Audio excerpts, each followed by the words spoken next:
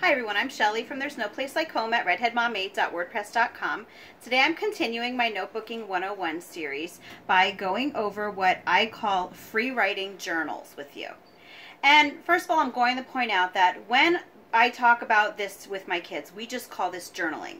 But with you, I'm clarifying it as free writing journaling because I think that there are a lot of different ideas of what journaling is. Some people look at journaling as writing down what you've done, that week or that day, or just memoirs of your life. And other people look at journaling as what I've seen lately is, like writing in the margins of books, especially Bibles, and maybe coloring and, just adding some little designs to it and everything. So I think that free writing is the best way to describe the type of journaling that we do in our homeschool, and that I really think is the best type of notebook to get a child started in who hates writing. Because yeah, there are lots of kids who really don't like writing. And I think that the reason that a lot of kids don't like writing is because they don't like being given such rigid requirements of what has to be written. And if you think about it, a lot of times when you expect a child to write something, you tell them that you want them to write a report or a persuasive essay or an opinion article or maybe a step-by-step essay. And a lot of times that really makes kids who don't particularly like writing feel really restricted in how they're going to express themselves. So they immediately turn off that part of writing and just don't want anything to do with it at all. And that is really why I think that these free writing journals are awesome for them. So a free writing journal is basically a journal. We just use composition books. This is for my son Bailey, and then right here we use a primary composition book that, if you notice, this is for younger kids. They can draw a picture at the top and then they can write in their journal at the bottom. But what a free writing journal is you give this to your kids and you let them write in it. It could be every day, it could be once a week, it could be twice a week. It's really up to you. But when they write in this, they have free reign over everything in what they are going to write in here. They choose the topic, they choose the style of writing, and there are so many different ways that they can express themselves in these journals. Okay, for example, my son Bailey, in his journals, he loves writing stories. So if you look in here, it's just page after page after page of fictional stories that he writes. And that is what he chooses to write in his journal all the time. I'll just show you, see, like down here. The whole thing is just stories. And that is okay because his journal is his place to express himself. If you look in my son Luke's journal, he chose, basically, most of this is writing about animals. And it's funny because he also does animal notebooking, and this was the beginning of the year when he wasn't writing much on his own. And as you can see, and that's another nice thing about notebooking, you can see the progression, because then towards the end of the year he was writing without me having to help him out with that. But anyway, he was choosing most of the time to write about animals.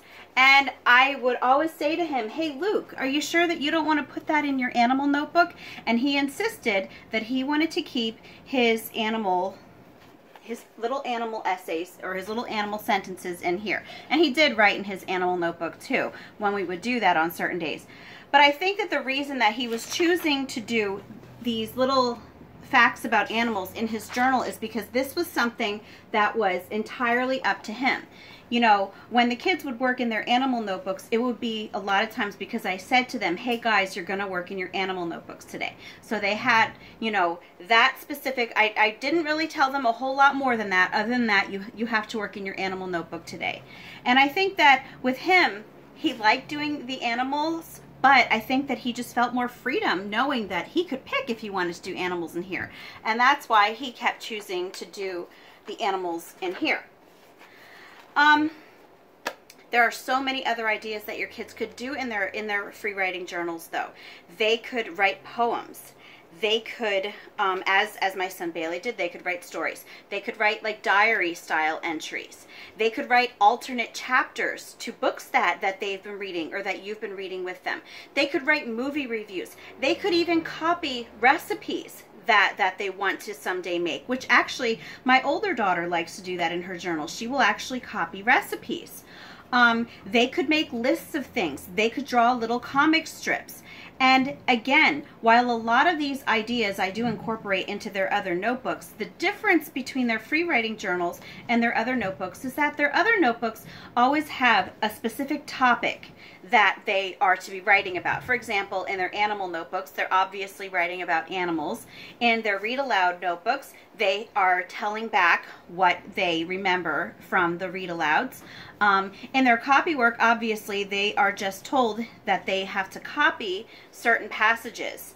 So while the ideas are the same, the difference is that they can choose any topic that they want at all. And as I said in my other videos about their interest-led notebooking, or that's their animal notebooks for us, or the read-aloud notebooking, I would not go through these with a red pen and correct their spelling and punctuation and all of those sorts of things, especially for kids who do not like writing, because that is going to make them not want to write. They're expressing themselves.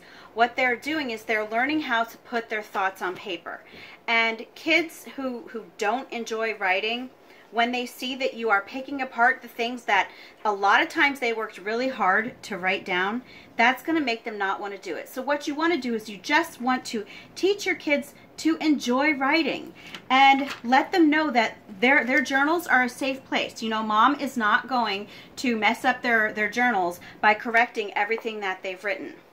And one thing that I've actually seen a lot of people say is that their kids don't like writing, and when they do want their kids to write, they will only write like a sentence, or maybe sometimes even like 3 words, and that's it. And to that, I really would have to say, when it comes to these, let them do that at first. If they are kids who really don't enjoy writing, let them do that at first. But very slowly, you know, you could say to them, hey, you know what, that's an interesting thought. Could you maybe add another sentence or 2? And then you just keep progressing with them more and more and more until they get to the point that they are writing more on their own. And, you know, we don't live in an idealistic world. Not all kids are going to love writing. And, you know, that's the truth of it. Not all kids love math. Not all kids love science. Not all kids love history. And not all kids love writing. So if you do have those kids who have to be nudged into writing more, that's okay, because you have to remember that your kids have other strengths.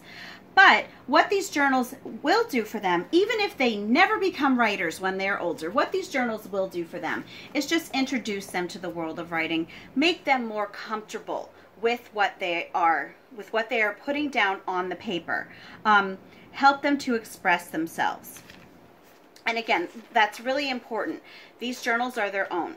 They choose the topic. They choose what they want to write in it. Everything is up to them. This is their way to express themselves, and it's your way to ease them into writing a little bit easier.